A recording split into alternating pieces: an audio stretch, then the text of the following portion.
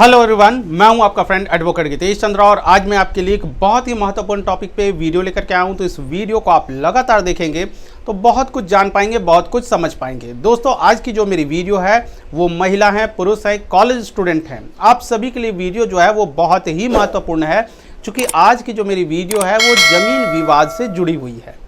दोस्तों, कोर्ट में कई सारे ऐसे लोग आते हैं जो ये कहते हैं कि हमारे पिता ने जो है हमें कम संपत्ति दी।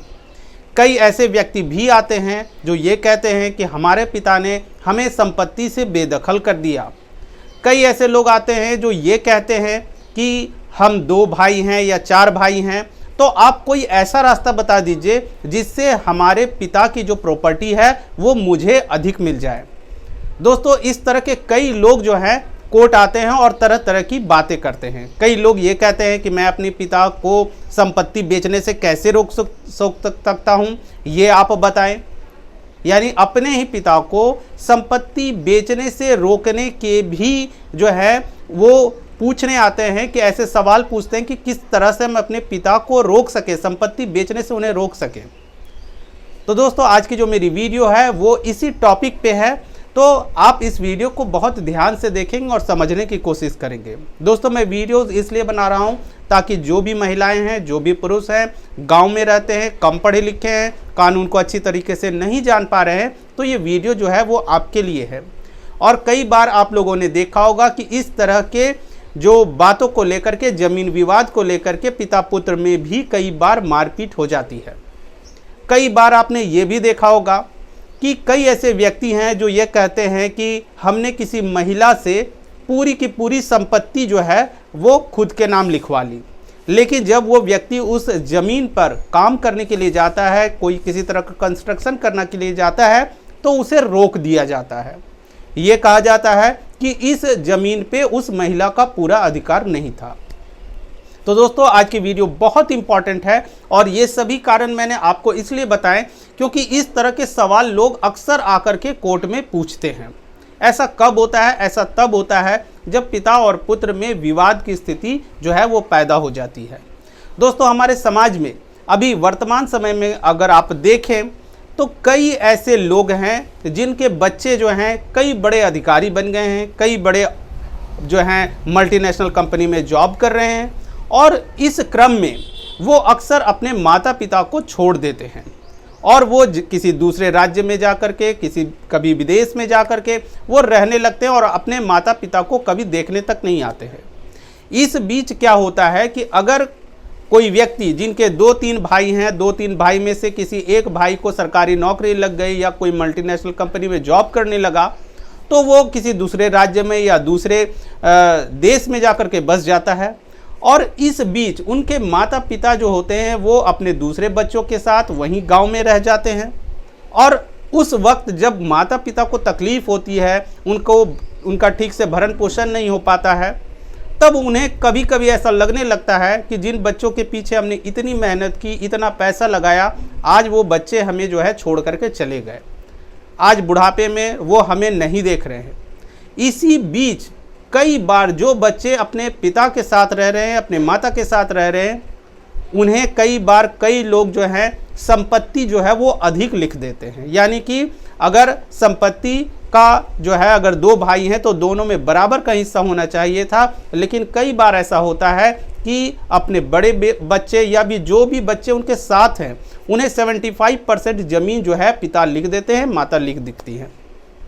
तो इस सभी परिस्थितियों को जानने के लिए और समझने के लिए हमें 2 चीज़ें जो है समझना बेहद ज़रूरी है। संपत्ति जो है उसे 2 भागों में बांटा गया है, आप सभी इस बात को सबसे पहले समझ जाएं। 2 संपत्ति कौन सी संपत्ति है? एक संपत्ति जिसे हम कहते हैं पैतृक संपत्ति। पैतृक संपत्ति क्या है? जिसे हम कहते हैं खानदानी संपत्ति, बाप दादाओं से मिली हुई संपत्ति, जो 3 या 4 पीढ़ी के बाद जो है कोई संपत्ति अगर आपको मिलती है तो उसे हम कहते हैं पैतृक संपत्ति, खानदानी संपत्ति कहते हैं। दूसरी तरफ एक ऐसी संपत्ति है जिसे हम कहते हैं स्व अर्जित संपत्ति।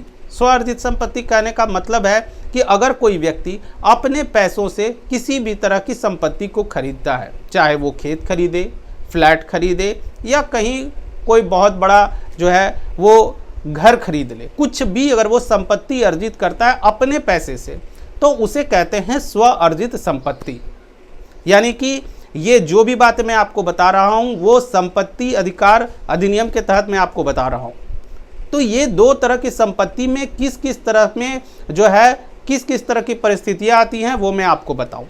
तो सबसे पहले अगर कोई व्यक्ति ये चाहता है या कोई बच्चे ये चाहते हैं कि मैं अपने पिता से पूरी की पूरी संपत्ति जो है वो अपने पक्ष में लिखवा लूँ, या अगर बेटी चाहती है कि मैं सारी संपत्ति अपने पक्ष में लिखवा लूँ अपने पिता से, तो कौन सी संपत्ति को पिता लिख पाएंगे? दोस्तों, जो संपत्ति स्व अर्जित संपत्ति होती है, यानी पिता ने अपने पैसों से कोई भी संपत्ति को खरीदा है, किसी भी संपत्ति को बनाया है अपने पैसे से, तो वो उनकी हो गई स्वार्जित संपत्ति। अब स्वार्जित संपत्ति जो होती है वो उसी व्यक्ति की होती है जिसने अपने पैसे से उसे बनाया है, कमा करके खरीदा है। उसमें उसके बच्चे का कोई अधिकार जो है वो नहीं होता है। उनका अधिकार कब होगा? जब स्व अर्जित संपत्ति को कमाने वाला व्यक्ति यानी कि पिता की मृत्यु अगर हो जाती है, उसके बाद उस संपत्ति पे बच्चों का अधिकार होता है। लेकिन जब तक पिता जीवित है और उसने अपने नाम से संपत्ति को खरीदा है, तो उस संपत्ति का सिर्फ और सिर्फ मालिक वो होता है। अब बात आती है कि एक बच्चे को अधिक, एक बच्चे को कम जो है वो संपत्ति दे दिया गया है, या कई बार किसी एक बच्चे को संपत्ति से बेदखल कर दिया गया है। कई बार कई तरह की घटनाएं घटती हैं परिवार में।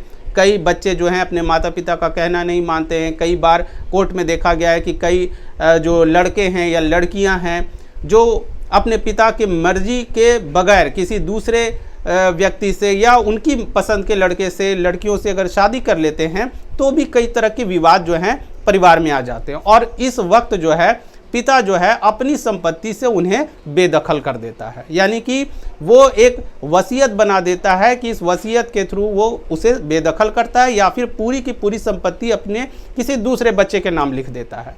तो वो कौन सी संपत्ति को लिख सकेगा? सिर्फ स्व अर्जित संपत्ति को, जिसने उस संपत्ति को जिसने उन्होंने खुद खरीदा है, इसीलिए वो संपत्ति सिर्फ और सिर्फ उनकी है। तो वो संपत्ति से वो किसी भी को भी बेदखल कर सकते हैं, किसी को अधिक दे सकते हैं। कोई भी उनका बच्चा जो है इसमें जो है उनका विरोध नहीं कर सकता है। कोर्ट में आप नहीं जा सकते हैं, मुकदमा दर्ज नहीं कर सकते हैं। कई बार कई ऐसे लोग भी आए हैं कोर्ट में जिन्होंने मुझसे पूछा है कि मेरे पिता जो हैं वो संपत्ति को बेच रहे हैं, तो मैं उन्हें कैसे रोक सकता हूँ? तो वहाँ भी यही बात आती है कि अगर पिता ने अपनी स्वार्जित संपत्ति, अपने पैसे से कोई संपत्ति को खरीदा है, तो आप अपने पिता को संपत्ति बेचने से रोक नहीं सकते, क्योंकि वो संपत्ति सिर्फ और सिर्फ उनकी है। ये तो हो बात आ गई स्व अर्जित संपत्ति की।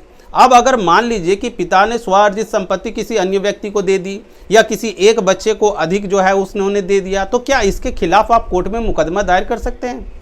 तो दोस्तों, इसके खिलाफ आप कभी भी कोर्ट ना जाएं। अगर आपके पिता के पास स्वार्जित संपत्ति थी और उन्होंने अपने किसी एक बच्चे को अधिक प्रॉपर्टी दे दिया, तो आप इसके खिलाफ कोर्ट में अगर जाते हैं, अगर कोई व्यक्ति आपको बोलते हैं कि मैं जो है आपके पिता को रोक दूंगा, तो ये पूरी तरह से गलत है। स्वार्जित संपत्ति को बेचने का अधिकार उसके मालिक का होता है, और वो व्यक्ति अपनी इस संपत्ति को किसी भी व्यक्ति को बेच दे, इसमें कोर्ट कुछ भी नहीं कर पाएगा। कोई भी कानून उन्हें रोक नहीं सकता है। किसी एक बच्चे को उन्होंने अगर अधिक संपत्ति भी दे दिया है, तो भी आप इसमें कुछ भी नहीं कर सकते हैं। आप किसी तरह का कोई विरोध नहीं कर सकते हैं, क्योंकि ये वो संपत्ति सिर्फ और सिर्फ उनकी है। ये तो बात हो गई स्वार्जित संपत्ति की। अब बात करते हैं पैतृक संपत्ति की। तो दोस्तों, पैतृक संपत्ति से कोई भी पिता अपने बच्चों को बेदखल नहीं कर सकता है, क्योंकि वो संपत्ति भी उन्हें जो है उनके बाप दादाओं से मिली हुई है। पैतृक संपत्ति है, पुश्तैनी संपत्ति है, खानदानी संपत्ति है, जो 3 या 4 पीढ़ी से प्राप्त हुई है आपके पिता को। तो उस संपत्ति से आपके पिता जो है आपको बेदखल नहीं कर सकते हैं। इसलिए पैतृक संपत्ति में कभी भी आपका अधिकार जो है वो खत्म नहीं होता है। उसके बाद पैतृक संपत्ति में ये भी नहीं होता है कि किसी को ज़्यादा और किसी को कम। पैतृक संपत्ति में ऐसा नहीं होगा। उसमें जितने भी हिस्सेदार होंगे सभी को इक्वल जो है, यानी कि बराबर हिस्सा जो है वो मिलेगा। पैतृक संपत्ति का ये नियम है। अब कई बार यह भी देखा गया है कि अगर पिता की मृत्यु हो गई तो उस वक्त कई बच्चे क्या करते हैं, अपनी माँ से जो है वो पूरी की पूरी प्रॉपर्टी अपने नाम लिखवा लेते हैं, या कोई अन्य व्यक्ति ऐसी किसी महिला से पूरी की पूरी संपत्ति लिखवा लेता है। उनके बच्चों को ये बात जो है वो पता भी नहीं होती है।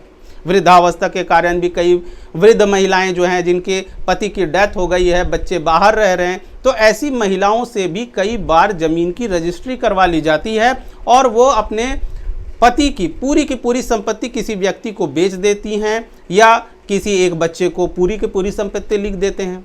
तो क्या ये सही है? तो दोस्तों यहाँ भी थोड़ी सी गलती हो रही है। गलती क्या हो रही है वो आप जान जाएं।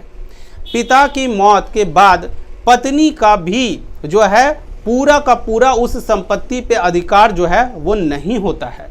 मान लीजिए अगर एक व्यक्ति को 2 बच्चे हैं और उस व्यक्ति की मौत हो जाती है और मौत होने के बाद अब उस संपत्ति पे कितने हिस्सेदार होंगे? 2 बच्चे और एक पत्नी, यानी कि 3 हिस्सेदार होंगे और एक हिस्सेदार सिर्फ अपने ही हिस्से की जमीन को बेच सकता है।